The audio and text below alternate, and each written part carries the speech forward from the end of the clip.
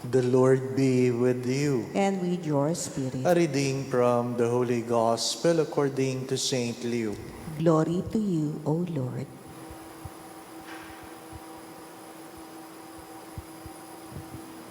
Tax collectors and sinners were all drawing near to listen to Jesus, but the Pharisees and the scribes began to complain, saying, "This man welcomes sinners and eats with them." So to them Jesus addressed this parable. A man who had 2 sons, and the younger son said to his father, "Father, give me the share of your estate that should come to me." So the father divided the property between them. After a few days, the younger son collected all his belongings and set off to a distant country where he squandered his inheritance on a life of dissipation. When he had freely spent everything, a severe famine struck that country, and he found himself in dire need. So he hired himself out to one of the local citizens, who sent him to his farm to tend the swine. And he longed to eat his fill of the pods on which the swine fed, but nobody gave him any. Coming to his senses, he thought, "How many of my father's hired workers have more than enough food to eat? But here I am, dying from hunger. I shall get up and go to my father, and I shall say to him, 'Father, I have sinned against heaven and against you. I no longer deserve to be called your son. Treat me as you would treat one of your hired workers.' He got up and went back to his father. While he was still a long way, his father caught sight of him and was filled with compassion. He ran to his son, embraced him, and kissed him. His son said to him, 'Father, I have sinned against heaven and against you. I no longer deserve to be called your son.' But his father ordered his servants, 'Quickly, bring the finest robe and put it on him. Put a ring on his finger and sandals on his feet. Take the fattened calf and slaughter it. Then let us celebrate with a feast, because this son of mine was dead and has come to life again. He was lost and has been found.' Then the celebration began. Now the older son had been out in the field, and on his way back, as he neared the house, he heard the sound of music and dancing. He called one of the servants and asked what this might mean. The servant said to him, 'Your brother has returned, and your father has slaughtered the fattened calf, because he has him back safe and sound.' He became angry, and when he refused to enter the house, his father came out and pleaded with him. He said to his father in reply, 'Look, all these years I've served you, and not once did I disobey your orders. Yet you never gave me even a young goat to feast on with my friends. But when your son returns, who swallowed up your property with prostitutes, for him you slaughtered the fattened calf.' He said to him, 'My son, you are here with me always. Everything I have is yours. But now we must celebrate and rejoice, because your brother was dead and has come to life again. He was lost and has been found.'"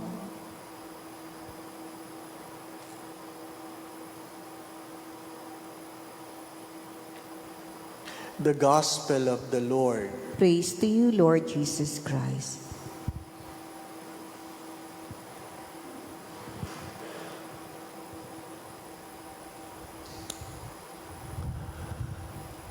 You all know the readings, and sometimes when we know the readings already, we tend not to listen to it.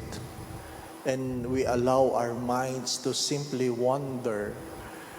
And we miss a lot of things, especially the details.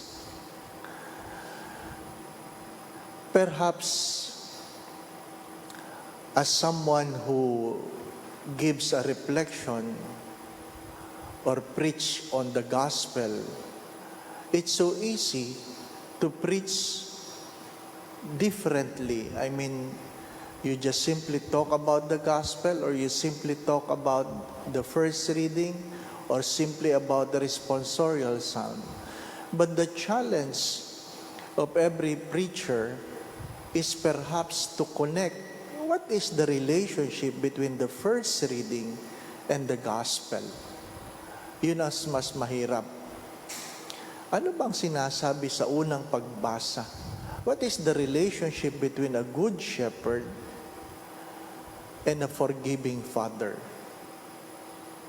What is the relationship? To rule your house with a staff. You will understand this more when maybe if you have some pets. If you have some pets, or part of your livelihood is to raise livestock. Kami po ay lumaki sa isang tahanan kung saan dala ng kakulangan sa pera para pang-tuition, kung ano man gastusin, po. Ang amin pong ina ay nag-alaga ng baboy, ng kambing, ng baka. At pag yun ang alaga mo, kahit naliligo ka, yun ang amoy mo. No? Pag pumapasok ka sa school, sabi, ba't amoy baboy ka? Po? Nakakahiyaman, pero ganun talaga. Pero yung malasakit na aalagaan mo yan kasi dyan nakasalalay yung kinabukasan nyo, pinagkukunan nyo ng gastusin. You care for the livestock. Pagka minsan gusto mong matulog, mainit na mainit, gigisingin ka ng nanay mo, sabihin mo, ilipat mo yung baka. Nabibilad sa araw, hindi maganda. At ang pinagkaiba ng baka sa kalabaw, ang kalabaw pwedeng maulanan. Yung baka hindi magandang nauulanan. So, pag medyo umuulan, kung ano man ang ginagawa mo, sasabihin sa'yo ng nanay mo, kunin mo na yung baka. Isilong mo na. No? Ang iniisip ng nanay ko, yung baka, ako hindi. Ako maulanan, yung baka, itatago mo. No? At minsan, nasabi ng nanay ko, okay lang yan, pwede ka naman uminom ng medical. Yung baka, hindi daw pwedeng painumin. But, anong pinagkaiba nun? Minsan, pagbalik ko doon sa kung saan pinapastol yung mga baka, kulang ng isa. Nakawala doon sa tali. And there was so much worried. I was so much worried about saan ko hahanapin, paano yan, Naghanap, wala, hindi makita. So inuwi mo na yung ibang baka, nilagay sa koral. At kami magkakapatid ay bumalik doon sa bukid at hinanap. Pag nakita mo, hindi mo lang pwedeng paluin sa sasabihin mo, tatanga-tanga ka, layas ka ng layas. Hindi naman ganun ang reaction mo. You always welcome that with joy. You always find joy in finding the things you're looking for. If that is an attitude of someone caring for a pet, for a livestock, perhaps you can understand more the attitude of a father looking far, wanting, waiting, longing for the son to return. For the son to return. May mga magulang na nagsasabing, kahit na magtuwid ang paa ko, huwag kang uuwi. Hindi ka natanggap dito. May mga magulang na gano'n. But God will never be like that. God will never be like that. You know that in the very beginning of Lent, ano sabi dyan?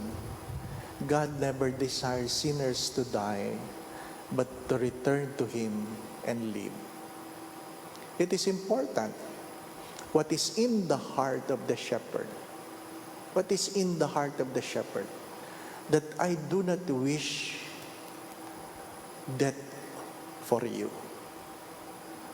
Second, that you may return so that you may live. I do not wish that you will die. But of course, it is our own obligation to return to God that we may live. Don't expect that being far from God, we will have life. To return to Him and live. If you listen carefully to the gospel, anong nangyari? There was a preoccupation of the mind. You have heard this many times. The preoccupation of the mind of the younger son, that he came to his senses. He came to his senses.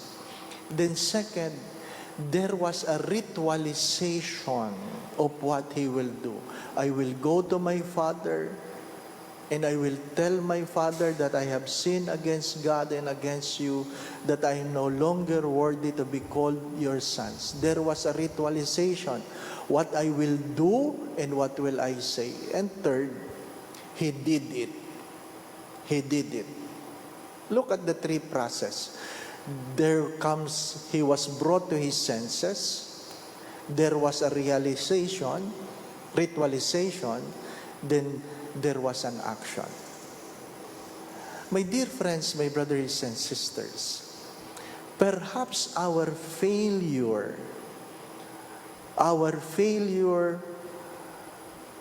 to go back is the lack of realization how much we have sinned, how much we are loved. We fail to ritualize on how we do it. That's why when we do it, our hearts are not on it. And third, worse, we have not done anything about it. We have not done anything about it. The challenge is from the one who ran away from the Father. But perhaps the second challenge,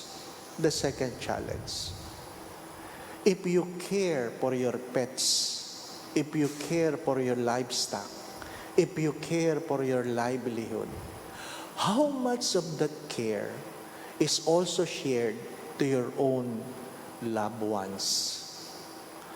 Yun ang second challenge. Ano ibig kong sabihin?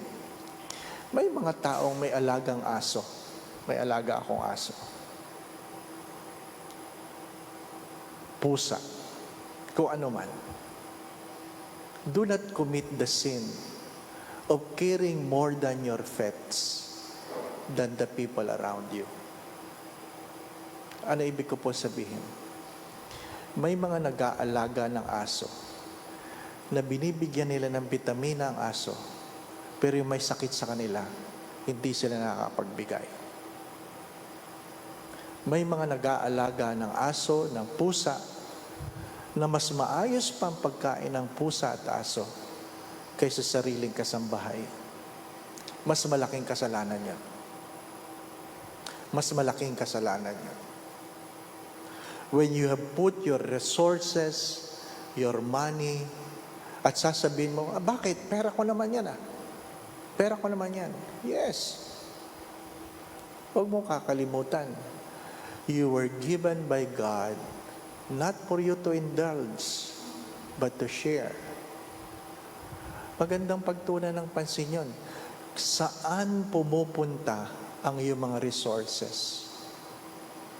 Malaking kasalanan na kung meron kang aso, meron kang pusa, mas maayos ang kinakain yan kaysa sa taong nasa paligid mo. And third, the older son, perhaps it's good to ask ourselves, do not allow righteousness to make you fall into sin. Do not allow your own righteousness make you fall into sin. The older son was righteous, but he became self-righteous and judgmental. Three things, my brothers and sisters, as we end this second week of our Lenten meditation. How much in you that you have realized you have sinned? What are you going to do with it? Do you ritualize it? Your repentance, knowing that God desires no one to die but to return to Him and live. Third, did you act on it? Second, perhaps, how do we treat other people? How do we treat other people? If you care more on your pets than the people around you, then you have sinned. And third, do not allow self-righteousness or your own righteousness lead you to self-righteousness and being judgmental. Amen. Tomorrow, first Sunday of the month, we will pray in a special way for all those who are celebrating their birthday for this month of March. So, kaarawan po ninyo sa buwang ito, kayo po ay kasama sa ating banal na pagdiriwang ang inyong mga intensyon at kung ano man ang inyong mga panalangin. Ano po. Second, this is very important. You know already the rise of COVID positive. Hospitals are full again. They're adding wards for the COVID patients.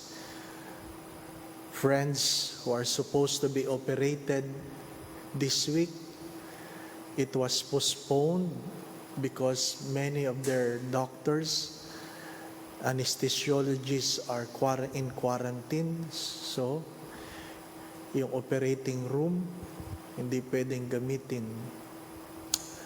Ingat po kayo. Ano pa? I have so many prayer requests for healing, families who are infected, not individual. There are families, 8 of them, who are already in the hospital. I do not know how they are going to pay for their hospital bills. Yung ikaw lang ma-hospital, alam mo na kung magkano babayaran mo. 8 kayo, hindi ko alam kung paano nyo babayaran. Ano po? Sabi ko lang, dasal lang talagang maitutulong ko sa inyo. My dear friends, my brothers and sisters, why this is important? Because somebody asked the question, Father, dapat ko bang sabihin sa barangay na mga kasama ko sa bahay mayroon symptoms ng COVID? Pag sinabi ko, Father, maka-quarantine kami, hindi kami makakalabas, at sabi nila, pag sila hindi nagtrabaho, matatanggal sila sa trabaho. Ano yung symptoms? Walang naamoy, walang panglasa. Malala na yon. Kung kayo po ay masama ang pakiramdam, ang aking pakiusap, huwag na kayong lumabas. Huwag na kayong lumabas. Hindi bali nang mawala ng trabaho kaysa mawala ang buhay o kayo ang dahilan ng kawalan ng buhay ng ibang tao. Please, don't go out. Huwag na kayong lumabas. Sa tingin ninyo, kaya nyong itago yan na hindi nyo dapat ginagawa, dapat nire-report ninyo, kasi kino-compromise ninyo ang mga taong lumalapit sa inyo. Please, don't go out. Don't go to the mall. Don't go to the market. Don't go to church. Please, don't compromise the health of others. If you lie, it's up to you. But please, don't put into risk or do not risk others because you just want to go out. Balik po ako sa aking sinabi kanina. In this last day of our second week of Lent meditation, do not forget that the Father never desires sinners to die, but to return to Him and live. As a shepherds who care for His flock, He cares more for your soul. But, number one, you have to understand and you have to bring into your senses that you have sinned, that you have to ritualize your return to the Father, and third, you have to act on it. Second, if you care more on your pets than the people around you, then you are sinning. Third, do not allow being self-righteous or your righteousness lead you to self-righteousness and being judgmental.